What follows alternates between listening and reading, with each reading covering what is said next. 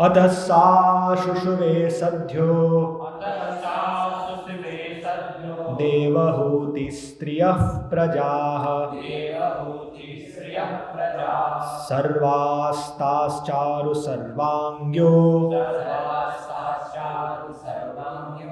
लोहितोत्पलगन्धयः।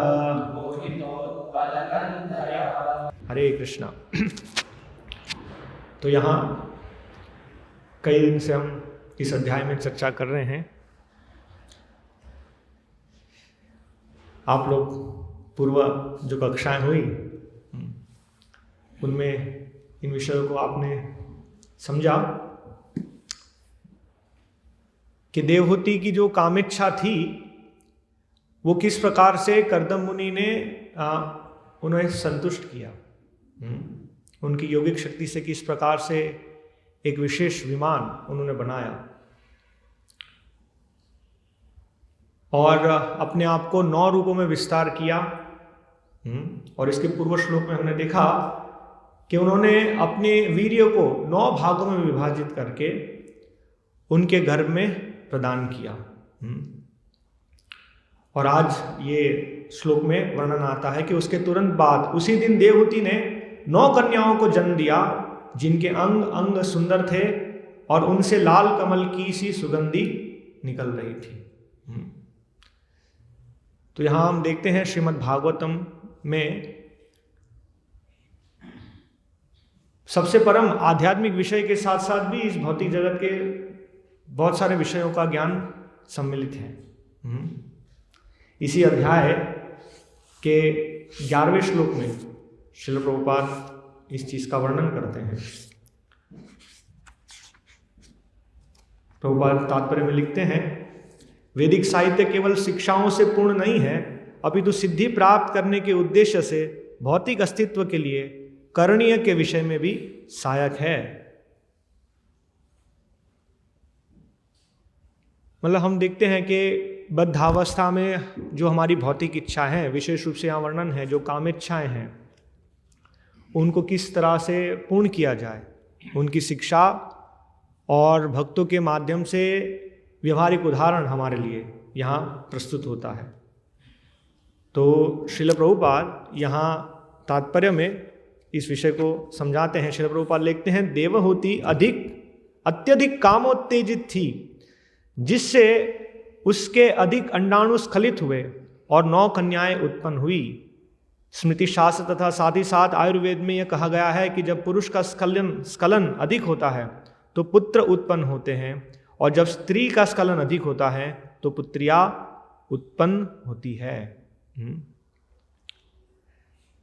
तो यहां हम देखते हैं कि जो हमारी चेतना है उससे जो संतान की उत्पत्ति होती है उनके बीच में संबंध है। आधुनिक विज्ञान में हम देखते हैं कि ये समझ है कि हमारी जो मनस्थिति है उससे हमारे शरीर के फिजिकल फैक्टर्स, हमारे शरीर में जो परिवर्तन हो रहा है बाह्य रूप से, है ना, उन दोनों का संबंध है। जैसे हम देखते हैं कि एक व्यक्ति की जब खाने की इच्छा होती है तो जिह्वा से रस उत्पन्न होता है। हम कहते हैं मुंह में पानी आ रहा है। जब खाने की इच्छा है तो वहाँ जो जिह्वा के जो कोश हैं वहाँ से विशेष प्रकार का सलाइवा, उसका स्त्राव होता है। इसी प्रकार से हम देखते हैं कि हमारे पेट की जो जठर अग्नि है और आधुनिक विज्ञान के अनुसार हमारे बहुत सारे हार्मोन्स हैं, वो हमारी मनस्थिति पर निर्भर है। एक रूप से देखा जाए तो जो सुख और दुख है वो सब मन पर आधारित है। इसलिए शास्त्र में कहते हैं मनसीजम। सुख और दुख जो है वो हमारी मनस्थिति पर निर्भर है। हम कई बार ये प्रचार में उदाहरण देते हैं कि एक व्यक्ति है, उसको गुलाब जामुन अच्छा लगता है, लेकिन यदि हम उनको गुलाब जामुन देने से पहले कहें कि आपके घर में किसी का देहांत हो गया है, तो वही गुलाब जामुन जो उनको आनंद देने वाला था वो अभी आनंद नहीं देगा, क्योंकि ये सुख और दुख हमारी मानसिक स्थिति पर निर्भर है। इस तरह से हमारे शरीर में भी काफ़ी बहुत सारे जो परिवर्तन होते हैं वो हमारी मनस्थिति पर निर्भर होते हैं, है ना। तो ये समझ है, आधुनिक विज्ञान में भी ऐसी समझ है। तो यहाँ ये वर्णन किया, यहाँ इस अध्याय में हम देखते हैं ये वर्णन आता है कि हमारी मनस्थिति पर संतान उत्पत्ति, इनके बीच में क्या संबंध है, किस प्रकार की मानसिक स्थिति से किस प्रकार की संतान उत्पन्न होगी। तो यहाँ पर भौतिक पदार्थों पर क्या परिवर्तन होता है, ये एक चीज श्रील प्रभुपाद बता रहे हैं। और फिर हम ये भी समझते हैं कि आध्यात्मिक चेतना भी किस प्रकार से हमारी मनस्थिति पर निर्भर है। तो यहाँ क्या वर्णन है कि देवहूति है वो बहुत कामोत्तेजित थी, इसलिए अंडाणुस्खलित हुए, अधिक अंडाणुस्खलित हुए और इसके कारण 9 कन्याएं उत्पन्न हुई। और यदि कर्दम मुनि द्वारा अधिक स्खलन होता तो पुत्र की उत्पत्ति होती। श्रील प्रभुपाद इसी विषय को ये 11वें श्लोक के तात्पर्य में यहाँ पर समझा रहे हैं। और वास्तव में देवहूति चाहते थे कि किस प्रकार से कर्दम मुनि उनसे ज़्यादा आकर्षित हो जिससे उनको पुत्र प्राप्ति हो। तो इसीलिए वे कर्दम मुनि से पहले शिक्षा प्राप्त करना चाहते थे। और वे ये निवेदन भी करते हैं कि इस प्रकार से मेरा ये शरीर है ये आपकी प्रसन्नता के लिए क्या कहेंगे कि इस प्रकार से ये शरीर हो जिससे वे आपको आकर्षित कर सके और आप उससे प्रसन्न हो। और इस तरह से वो चाहते थे कि उनको एक पुत्र की प्राप्ति हो। और ये वास्तव में शास्त्र का निर्देश है, पुत्रार्थे क्रियते भार्या। पुरुष और स्त्री साथ में आते हैं, वास्तव में उसका उद्देश्य क्या है, संतान प्राप्ति। संतान प्राप्ति में विशेष रूप से पुत्र प्राप्ति। पुत्र प्राप्ति क्यों? पुत्र पिंड प्रयोजनम। जो परिवार की गति है वो विशेष रूप से एक पुत्र की जो सेवाएं हैं उस पर निर्भर है। तो देवहूति चाहते थे कि एक पुत्र मिले। तो प्रभुपाद ये 11वें श्लोक के तात्पर्य में इसको यहाँ पर बता रहे हैं। अच्छी संतान उत्पन्न करने की परिस्थितियों का वर्णन काम शास्त्र में प्राप्त है। अच्छी संतान का भी वर्णन है और किस अवस्था में पुत्र की प्राप्ति होगी, किस अवस्था में स्त्री की एक पुत्री की प्राप्ति होगी, ये सब वर्णन है। शास्त्रों में जिस जिस वस्तु की आवश्यकता होती है सब कुछ वर्णित है। कैसा घर हो, कैसी सजावट हो, पत्नी कैसा वस्त्र धारण करे, किस प्रकार उबटन सुगंधि लगाए तथा अन्य हाव भाव बनाए, कि किस प्रकार की स्थिति में पति की जो उत्तेजना है वो अधिक होगी और इस तरह से एक पुत्र प्राप्ति हो। ऐसा करने से पति उसकी सुंदरता से आकृष्ट होगा और उपयुक्त मानसिक स्थिति तैयार हो सकेगी। तब संभोग काल में यह मानसिक स्थिति पत्नी के गर्भ में स्थानांतरित हो सकेगी और उस गर्भाधारण से अच्छी संतान उत्पन्न हो सकेगी। श्रील प्रभु बता रहे हैं कि जिस चेतना में पुरुष और स्त्री की संगति होती है तो वो पुरुष पति की जो चेतना है वो स्त्री के गर्भ में स्थानांतरित होती है। तो देवहूति विशेष रूप से व्यवस्था करना चाहते थे कि कर्दम मुनि की जो चेतना है उनके घर में प्रवेश करें और इस तरह से पुत्र प्राप्ति हो। और पुत्र प्राप्ति भी इस तरह से कर्दम मुनि जैसे ही पुत्र, उस चेतना वाले आध्यात्मिक चेतना में प्रवीण।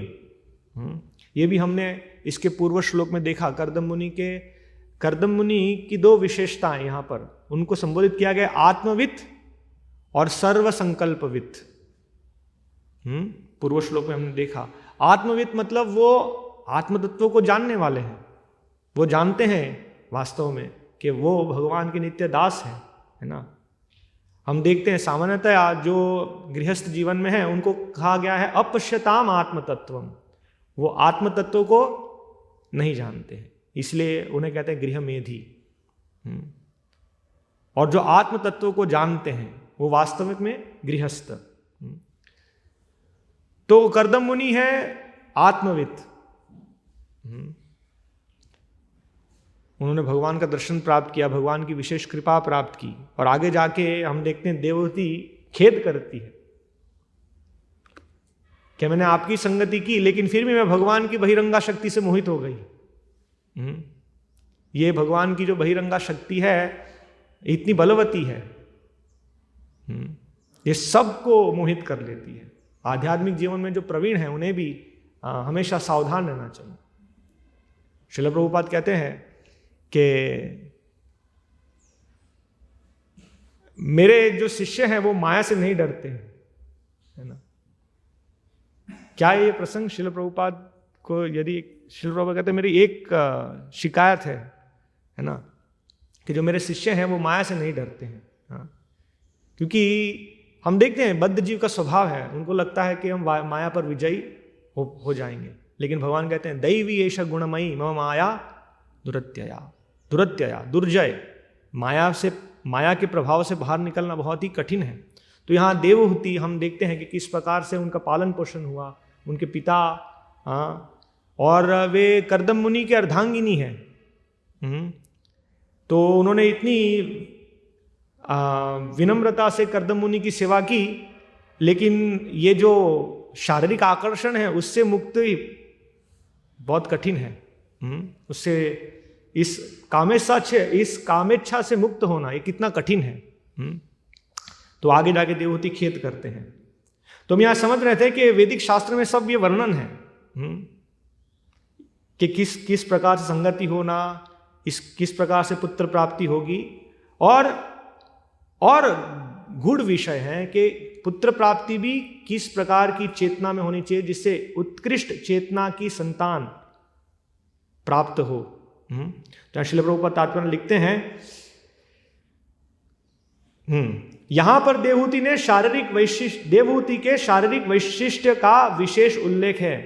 वह अत्यंत कृशकाय हो गई थी, अतः उसे भय था कि हो सकता है कि वह कर्दम को आकर्षक न लगे। वह जानना चाहती थी कि पति को आकर्षित करने के लिए शरीर को किस तरह सुधारें। जब संभोग काल में पति आकृष्ट होता है तो पुत्र उत्पन्न हो सकता है, किंतु जब पति पर पत्नी आकृष्ट होती है तो कन्या उत्पन्न हो सकती है। और हमने यही देखा यहां पर इन पूर्व श्लोकों में कि देवहूति का आकर्षण कंदर मुनि के प्रति इतना था, और इसीलिए कंदर मुनि ने अपने आप को 9 अलग अलग रूपों में विस्तार किया। श्रील प्रभुपाद वहाँ तात्पर्य में समझाते हैं कि सामान्यतया ऐसा माना जाता है कि पुरुष ज़्यादा कामुक होता है और स्त्रियां कामुक नहीं होती है। लेकिन कर्दम मुनि के अपने आप को 9 विस्तार में विभाजित, अपने 9 विस्तार करना, यहां पर इसे यह समझा जाता है कि जो स्त्रियों की कामेच्छा है वो ज्यादा है। प्रभुपाद यहां इस तात्पर्य में लिखते हैं, यहां पर वर्णन आता है कि वह स्वाभाविक रूप से कामोत्तेजित हो उठी और कर्दम मुनि ने उसकी कामेच्छा को तुष्ट करने के लिए 9 रूपों में अपना विस्तार कर लिया। वे एक ही स्थान पर 9 हो गए और इस प्रकार 9 व्यक्तियों ने देवहूति के साथ वर्षों तक संभोग किया। ऐसा समझा जाता है कि स्त्री की कामशुदा पुरुष की अपेक्षा 9 गुनी अधिक होती है। इसका यहाँ पर स्पष्ट उल्लेख है, अन्यथा कर्दम मुनि को 9 रूपों में अपना विस्तार करने की कोई आवश्यकता न थी। तो सामान्यतया ये जो विचार है कि केवल पुरुष कामुक हैं, यहाँ शास्त्र बताते हैं कि जो स्त्रियां हैं उनकी कामोत्तेजना अधिक है पुरुष से,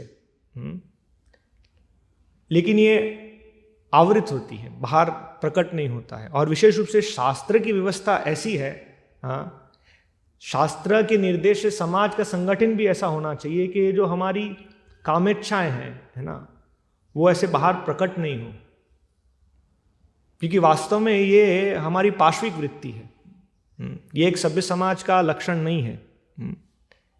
आज ये जो पूरी विचारधारा है कि be yourself, you are what you are, आप जो हैं आप वैसे ही रहिए। और हम देखते हैं बस जो आपको अच्छा लगे आप वो कीजिए, जस्ट डू इट।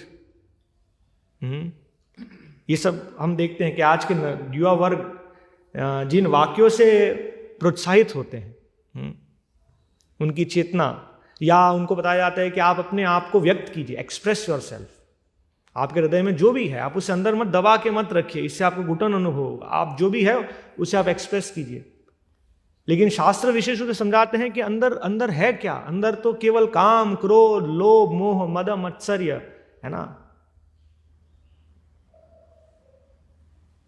ऐसी सारी चीजें जो हमारे अंदर जन्मों जन्मांतर के भौतिक दूषण जो पड़े हुए हैं, उन्हें एक्सप्रेस करने से क्या होगा?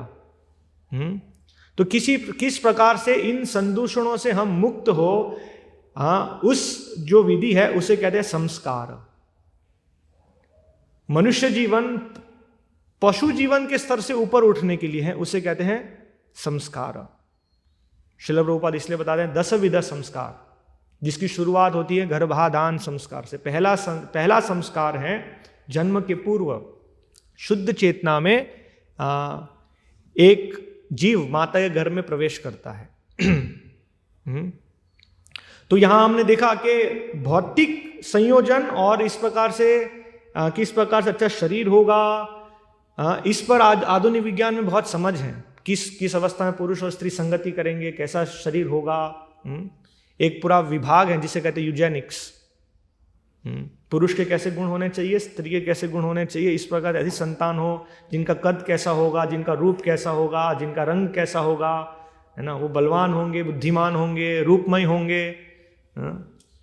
तो ये विचार है, लेकिन उनकी जो चेतना है उसके बारे में आधुनिक विज्ञान या आधुनिक समाज में कोई समझ नहीं है, जो सबसे महत्वपूर्ण विषय है चेतना। जब श्रील प्रभुपाद इन विषयों को समझा रहे थे लंदन में, तो बीटल्स, उनमें से एक है जॉर्ज हैरिसन और दूसरे कौन थे? हाँ लेनन, जॉन लेनन।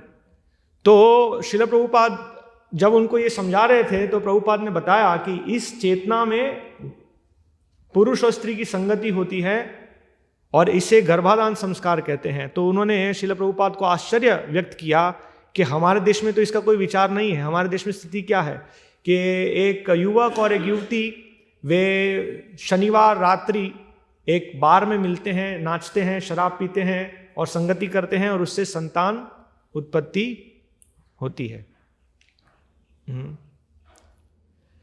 तो वो जो संतान उत्पत्ति होती है इस जगत में उत्पात मचाती है, उसे कहते हैं वर्ण शंकर।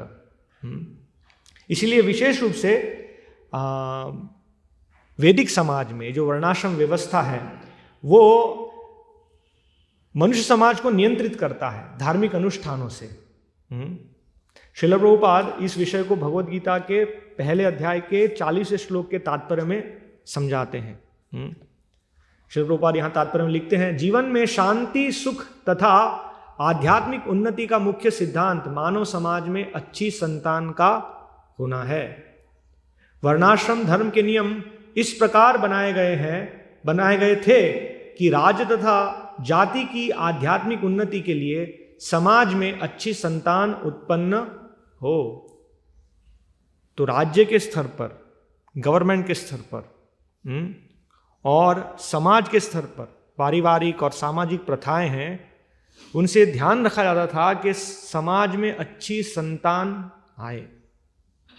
समाज की प्रगति के लिए हम बहुत सारी योजना बनाते हैं, लेकिन उन सभी योजनाओं में सबसे महत्वपूर्ण योजना है कि जो भविष्य में आने वाली पीढ़ी है वो कैसी होगी, नेक्स्ट जनरेशन कैसी होगी, इस पे बहुत बल दिया जाता है। सक्सेशन हम देखते हैं किसी बड़े उद्योग में भी बहुत सारे बड़े प्रशासक हैं, मैनेजर्स हैं, लेकिन नेक्स्ट लेवल पर क्या होगा, ये इनके जाने के बाद अगली जो जनरेशन आएगी वो कैसी होगी, उनकी तैयारी के लिए क्या व्यवस्था की जाएगी। इसलिए हम देखते हैं ये बड़े ऑर्गेनाइजेशन अपनी आय का बहुत बड़ा भाग ट्रेनिंग में लगाते हैं, प्रशिक्षण में, है ना।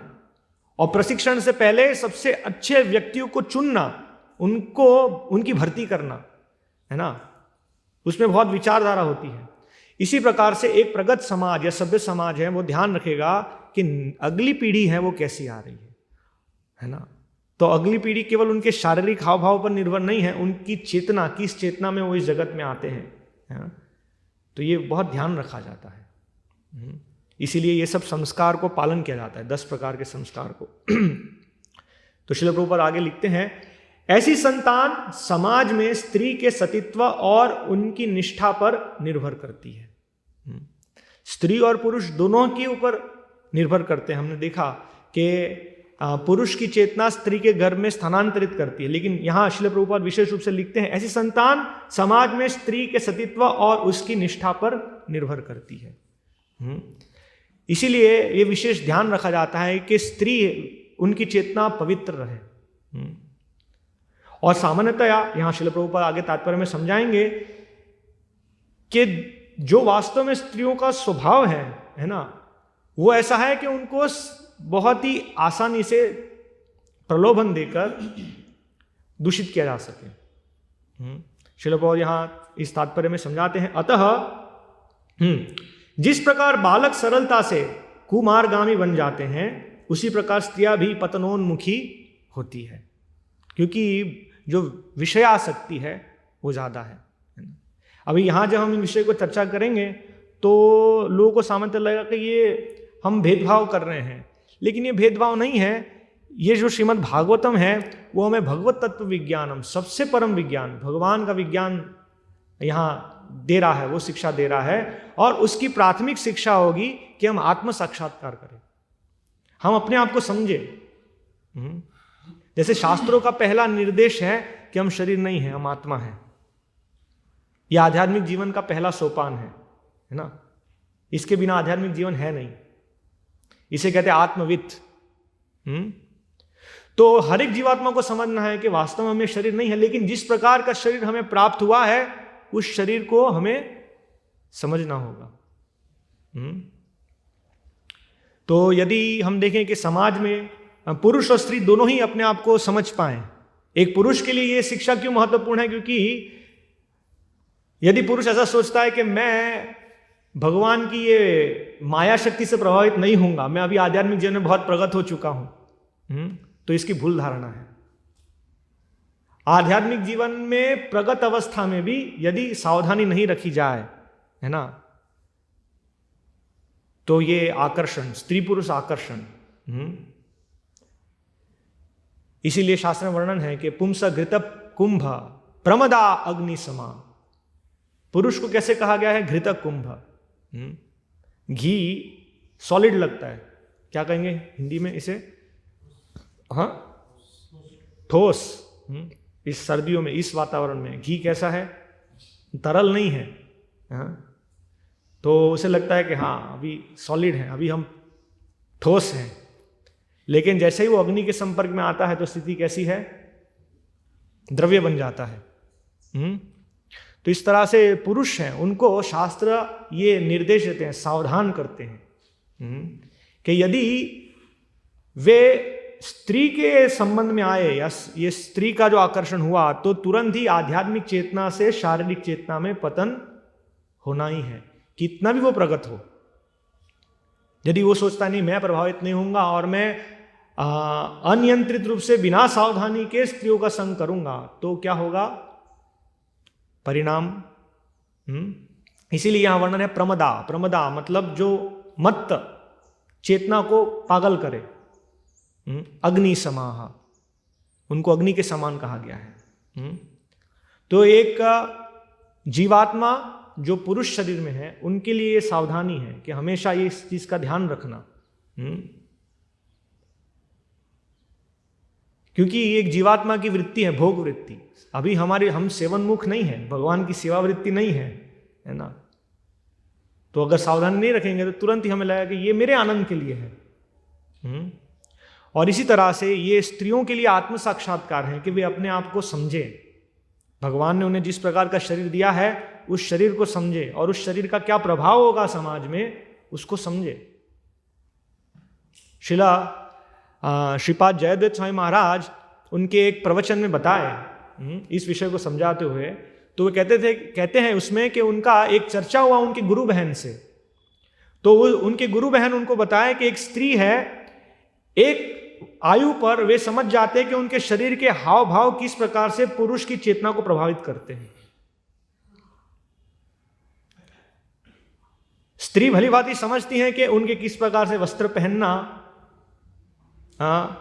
उनके शरीर के जो हाव भाव वो किस प्रकार से चलते हैं, किस प्रकार से वो बाल बनाते हैं, किस प्रकार से देखते हैं, उनके आंखों की जो क्या कहते हैं, जिस प्रकार से आंखों की मूवमेंट्स हैं, है ना, उससे वे पुरुष की चेतना को प्रभावित करते हैं। पुरुष का शरीर भौतिक रूप से योग्य है तपस्या लेने के लिए, आध्यात्मिक विषयों को विश्लेषण करने के लिए। क्या भौतिक है, क्या आध्यात्मिक है, इन सब उच्च विषयों को समझने के लिए पुरुष का जो शरीर है वो योग्य है। इसलिए हम देखते हैं कि पुरुष जो योगी हैं वे हिमालय जाते हैं, वस्त्र नहीं पहनते हैं, कड़ी तपस्या करते हैं, ठंडी अवस्था में, गर्मी अवस्था में।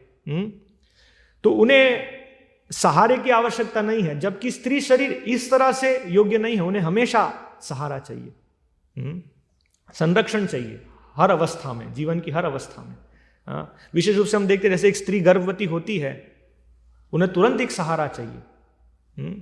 तो पुरुष शरीर इस तरह से योग्य है, लेकिन पुरुष शरीर में यह सावधानी रखनी चाहिए कि यदि वो अनियंत्रित रूप से अगर किसी स्त्री की संगति करता है तो उससे प्रभावित हो जाएगा। ये उसका स्वाभाविक आकर्षण है। पुरुष आकर्षित हो जाता है स्त्री से, और स्त्री का जो स्वभाव है विषय आसक्ति, अन्य भौतिक चीजों से आसक्ति, इस तरह से पुरुष पूरे संसार से आसक्त हो जाता है। तो हम देखते हैं ये यहां हम इस तरह से नहीं कि ये भेदभाव है, लेकिन ये आत्म साक्षात्कार है। जो जीवात्मा स्त्री शरीर में है वे अपने आप इस विश्लेषण कर सकते हैं कि किस प्रकार से विषय आसक्ति है। अलग अलग प्रकार के कपड़े, अलग अलग प्रकार के गहने, अलग अलग कलर्स। हम कई बार देखते हैं, हम जब ग्रंथ प्रचार में जाते हैं तो ये सामान्य हम कुछ भेद देख पाते हैं। किसी पुरुष को जैसे हम भगवद गीता प्रचार कर रहे हैं, है ना, तो वो विचार करता है शरीर आत्मा का भेद, प्रकृति के 3 गुण, ये उनकी स्वाभाविक समझ होती है। जब भगवद गीता लेते हैं, कई बार हम देखते हैं कि वो छोटी स्मॉल साइज की भगवद गीता लेते हैं, तो हम पूछते हैं कि ये बड़ी ले लिए, छोटी क्यों ले रहे हैं? नहीं, ये पॉकेट है, मैं ट्रैवल करता हूँ, इसको मैं कभी भी पढ़ सकता हूँ, ऐसे, है ना। और कई बार हम देखते हैं कि जो माताएं हैं उनके संपर्क में पुस्तक आती हैं तो वो सोचते हैं छोटी, ये बहुत क्यूट है, छोटी है ना, ये कलर बहुत अच्छा है इसका, है ना, ये हमारा एक समझ है जिससे हम देख पाते हैं। तो यहाँ शास्त्र ये आत्म साक्षात्कार करने के लिए, जैसे महाराज बताएं कि उनकी गुरु बहन उनको बताए कि जीवन एक अवस्था में वो समझ पाते हैं कि हमारे किस हाव भाव से वो पुरुष प्रभावित हो रहे हैं, है ना। तो यदि उनका आचरण अनुचित है ना, तो क्या होगा, वे काम वासना को और उत्तेजित, मतलब काम वासना का वर्धन होगा। तो इसीलिए जो स्त्रियां हैं यदि वे आत्म साक्षात्कार करे तो वे उनका जो वस्त्र पहनना, उनकी गतिविधियां, है ना, वो इस प्रकार से उनको ढाल सकते हैं जिससे जो चेतना है वो आध्यात्मिक स्तर से नीचे नहीं गिरे। इसीलिए यहाँ श्रील प्रभुपाद इस तात्पर्य में इस विषय को समझा रहे हैं। जिस प्रकार बालक सरलता से कुमारगामी बन जाते हैं, उसी प्रकार स्त्रियां भी पतनोन्मुखी होती हैं। कि इस शरीर में ज्यादा आकर्षण है और कुछ सरलता से उनको प्रलोभन देकर दूसरी दिशा में मोड़ा जा सकता है। जैसे हम देखते हैं वर्तमान में उनको बताया जाता है कि आपको दबा के रखा गया, आपको अवसर नहीं मिला, पुरुष फाइटर प्लेन्स घुमा रहे हैं, आपको अवसर नहीं मिला, आप भी आर्मी में जाइए, आप भी नेवी में जाइए, आप भी मल्टीनेशनल कंपनी के इंचार्ज बनिए इत्यादि, है ना। लेकिन वास्तव में वो उनके स्वभाव से विपरीत है। उनका जो स्वभाव है आत्मसमर्पण का, पति बच्चों के लिए अपना पूरा जीवन उत्सर्ग करना, तो थोड़े से पुष्पितम वाचम, फ्लावरी लैंग्वेज के शब्दों से, है ना, उनको दूसरे मार्ग में ढाल सकते हैं।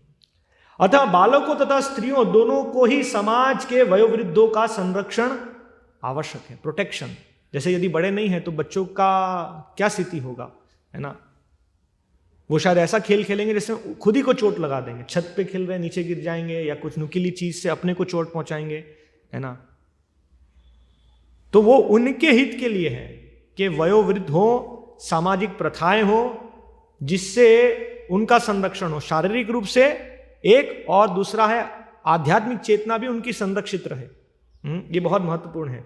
तो यहां श्रील प्रभुपाद लिखते हैं, स्त्रियां विभिन्न धार्मिक प्रथाओं में संलग्न रहने पर व्याभिचारिणी नहीं होंगी। ये धार्मिक प्रथाएं उनकी चेतना को आध्यात्मिक स्तर पे बनाए रखता है, इसलिए कंट्रोल, सब ये करना है, ये करना है, सुबह जल्दी उठना है, ये करना है, इस दिन ये व्रत है, ये सारी जो धार्मिक अनुष्ठान है। चाणक्य पंडित के अनुसार सामान्यतः स्त्रियां अधिक बुद्धिमान नहीं होती, अतः वे विश्वसनीय नहीं है भौतिक धरातल पर, है ना। जैसे ये इंद्रिय संयमन जो है वो कितना जटिल है ना पुरुषों के लिए भी। यहां कर्दम मुनि का उदाहरण है। श्रील प्रभुपाद एक तात्पर्य में वर्णन करते हैं, सौबरी मुनि वो भी योगी थे, इतना साल प्रयास किया इंद्रिय संयमन करने का, लेकिन इंद्रिय संयम होगा कि नहीं होगा क्या विश्वास है। इंद्रिया चपल है ना, दुर्दांतेन्द्रिय काल सर्प पटली, ये विषैले सांप के समान है। इंद्रियों की तुलना हमारे आचार्यगण किससे करते हैं? काल सर्प, है ना। जैसे हमारे पास एक बैग है, उसमें एक काला सर्प है, और हम विश्वास करते हैं कि वो हमको नहीं डसेगा। नहीं, वो तो मेरा मित्र है, नहीं डसेगा, नहीं डसेगा। इस तरह से हम सोचते हैं कि अभी इंद्रिय मैंने काबू में कर ली, इंद्रिय मुझे नहीं डसेगी, लेकिन इंद्रिय ऐसी नहीं है। बलवान इंद्रिय ग्रामो विद्वांसपि कर्षति, है ना। तो जैसे महान योगी हैं जिनकी इंद्रियां एक समय पर नियंत्रित नहीं रहती, सौबरी मुनि है, विश्वामित्र मुनि है ना। तो विशेष रूप से यहां वर्णन है कि जो स्त्रियां हैं उनकी इंद्रियां और विचलित है, चंचल है ना। तो यदि वो सही नियंत्रण में नहीं है तो बहक जाएंगे। इसलिए उन्हें विविध कुल परंपराओं में व्यस्त रखना चाहिए, और इस तरह उनके सतीत्व तथा अनुरक्ति से ऐसी संतान जन्मेगी जो वर्णाश्रम धर्म में भाग लेने के योग्य होगी। ऐसे वर्णाश्रम धर्म के विनाश से यह स्वाभाविक है कि स्त्रियां स्वतंत्रता पूर्वक पुरुषों से मिल सकेगी और व्याभिचार को प्रश्रय मिलेगा।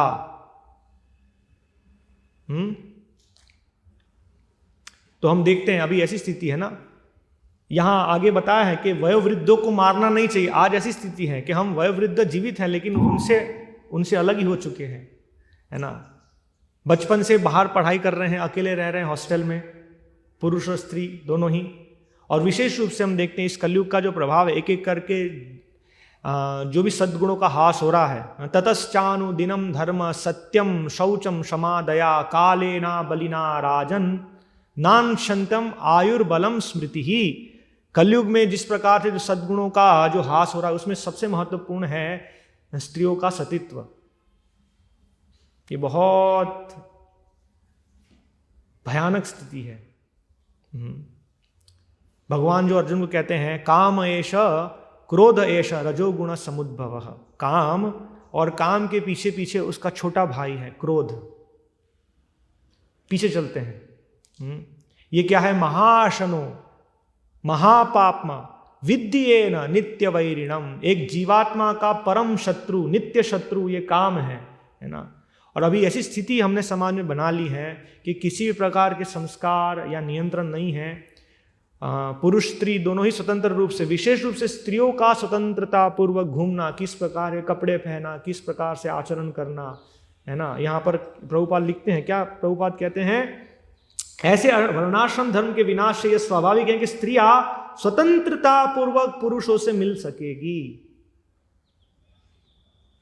है ना। तो पुरुष और स्त्री का क्या संबंध है? या तो स्त्री पुत्री है, या स्त्री पत्नी है, या स्त्री मां है ना। विशेष रूप से पुरुषों का प्रशिक्षण है, बचपन से उनको प्रशिक्षण दिया जाता है उनकी चेतना को इस स्तर पे कि स्त्री को माता के रूप में संबोधित करना, मातृदेवो भवः, है ना। लेकिन अभी ये जो स्वतंत्रता पूर्वक मिलना है उसमें कहते हैं फ्रेंड्स, हम लोग फ्रेंड्स हैं, लेकिन फ्रेंड्स ऐसा संबंध नहीं है। तो इस तरह से अनियंत्रित जो मिलना है उससे क्या होगा, प्रभुपाद लिखते हैं, और व्याभिचार को प्रश्रय मिलेगा जिससे अवांछित संतानें उत्पन्न होगी। निठल्ले लोग भी समाज में व्याभिचार को प्रेरित करते हैं और इस तरह अवांछित बच्चों की बाढ़ आ जाती है जिससे मानव जाति पर युद्ध और महामारी का संकट छा जाता है। श्रील प्रभुपाद अपने एक लेख में लिखे कि रूस में इस प्रकार के, जैसे हम देखते हैं अमेरिका में हिप्पी, है ना, तो ब्रिटेन में ऐसे, है ना, ये आज हम सो कॉल्ड बहुत पॉपुलर रोडीज, है ना। तो आप देखिए कि किस प्रकार से स्थिति है। अमेरिका में बच्चे 5वीं 6ठी कक्षा के बच्चे एक मशीन गन लेकर जाते हैं और 60 बच्चों को मार देते हैं, टीचर को मार देते हैं। यह कल्पनीय है कि एक बालक ऐसा कर सके। ऐसा क्यों हो रहा है? क्योंकि किस चेतना में इन संतानों को लाया जा रहा है।